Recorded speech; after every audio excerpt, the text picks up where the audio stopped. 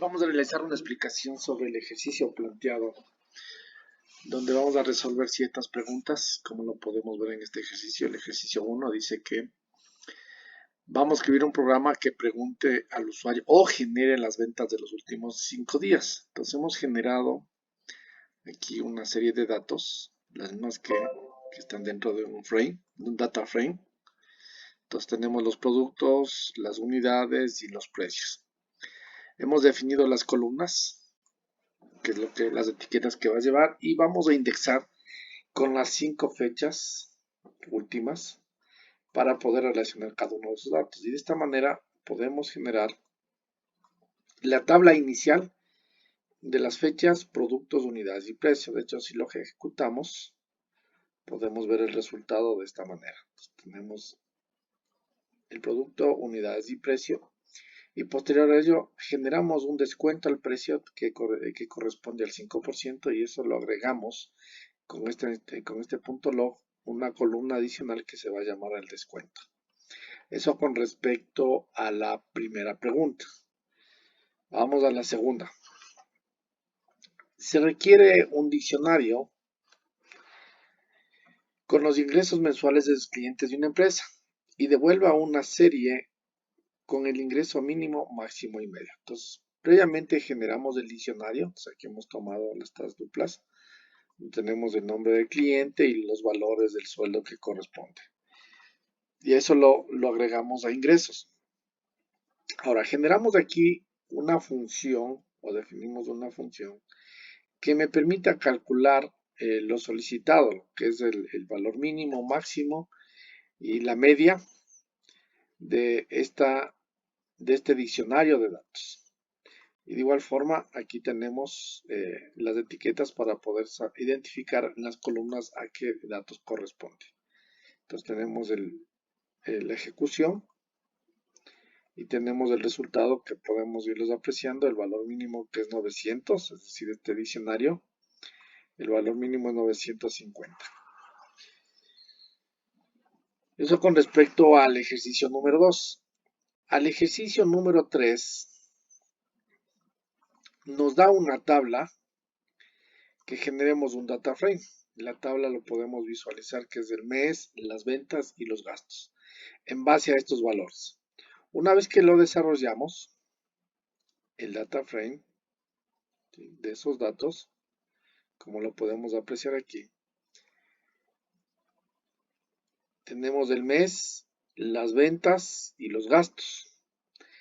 Esto está relacionado a un data frame. Y lo que nos pide aquí es, en el primer punto es los gastos dividido por la venta y eso por 100. Entonces, ¿qué tomamos? Los gastos, todo eso lo dividimos para las ventas y multiplicamos por 100. Una vez que ejecutamos esto, podemos visualizar el resultado de la columna 1. De hecho, podemos ejecutarlo para visualizar, miren, y tenemos aquí la columna 1, que es la operación de los gastos dividido para ventas.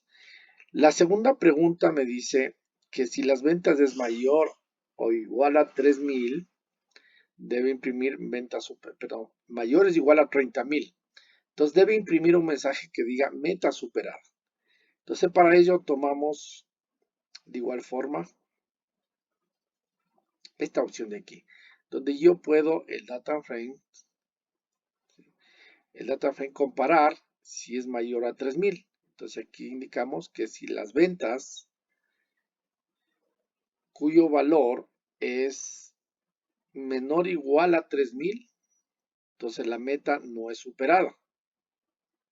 ¿Ya? Bueno, aquí le vamos a hacer un pequeño cambio que sería menor o igual. Ya.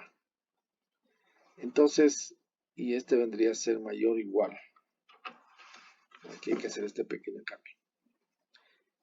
Ya. Entonces, en base a estos datos, vamos a tomar si es que ha superado o no ha superado cada una de las metas tal como nos plantea aquí. Ya. Luego tenemos en una columna 3 de que dice, si los gastos es mayor que las ventas, calcular el sobregasto. Entonces, para ello, hemos tomado aquí de igual forma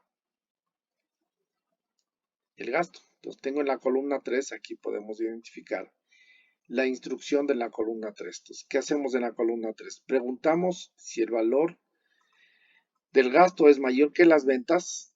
En este caso podemos ver que el gasto supera a las ventas y la diferencia de estos dos es 1800. Y en el resto, como no existe, el valor es 0. Tenemos esta instrucción donde nos calcula el sobregasto y tengo esta instrucción que me asigna el valor de 0 cuando no existe esa diferencia. Esa es la razón por la que tengo estas dos instrucciones. Luego me pide el total de las ventas de los últimos 3 meses. Para ello defino una función, utilizo la operación de la función de la suma, que me permite tomar en base a estos 3 meses. Y eso me da como resultado, en este caso, 104.700. De igual forma me pide en la siguiente pregunta el total de gastos de febrero a abril. Entonces tomo de febrero a abril, genero la función en donde me va a realizar la suma de estos 3 meses y cuyo resultado me da 77.250. Luego tenemos un ejercicio, el número 4, en donde yo debo primero cargar la información de este archivo que se llama data riesgos. Bueno, yo le he cambiado así de esta manera, datariesgos.csv. Y tengo, una vez cargados los datos, me indica que debo seleccionar el archivo y lo cargo. Y me muestra ya la información. Entonces utilizo el HUD para mostrar los 5 primeros archivos de la tabla de datos. Entonces dice generar un data frame con los datos del fichero. Correcto, ya tengo aquí subido el archivo y generado el data frame. Primer paso. Segunda pregunta dice mostrar en la pantalla las dimensiones del data frame, el número de datos que contiene, el nombre de columnas. Entonces para ello utilizamos simplemente la instrucción shape, la propiedad shape del data frame, que me imprime el número de registros que corresponde a 4500. Luego tengo la información del data frame, entonces con info yo puedo saber las columnas que estoy utilizando, el número de registros, cuántos nulos y qué tipo de datos corresponde a cada uno de esos. Luego me dice la siguiente pregunta que muestre los primeros 10 registros. Entonces, para ello utilizamos el nombre de data frame de f3.get y el número de filas iniciales, en este caso 10. Luego, para mostrar las últimas 10 filas, utilizamos esta propiedad tail, donde yo defino que quiero las 10 últimas filas y me muestra los datos. Luego verificamos si tiene datos perdidos y nulos. Entonces, con esta propiedad it's null de data frame, me suma los datos nulos o perdidos que yo tenga en cada una de las columnas. Y estas son las etiquetas con las que ya puedo definir. Y finalmente, yo quiero mostrar las 100 primeras filas y lo guardamos dentro de un archivo CSV. Listo, y esta es la solución que he planteado de acuerdo a la información que nos ha remitido la profesora. Y desde mi punto de vista, esa ha sido la solución que he propuesto. De hecho, aquí ya en el Classroom ya he subido la información. Ahí lo podemos ver. Ya he subido la información del trabajo, el GitHub donde está el archivo con el que trabajé, ¿sí? Y ya lo voy a agregar dentro del mismo este video que se encuentra dentro del YouTube. Gracias, espero que el trabajo sea muy interesante en la forma que nos ha enseñado, he tratado de resolver. Gracias por su atención y estaremos continuando.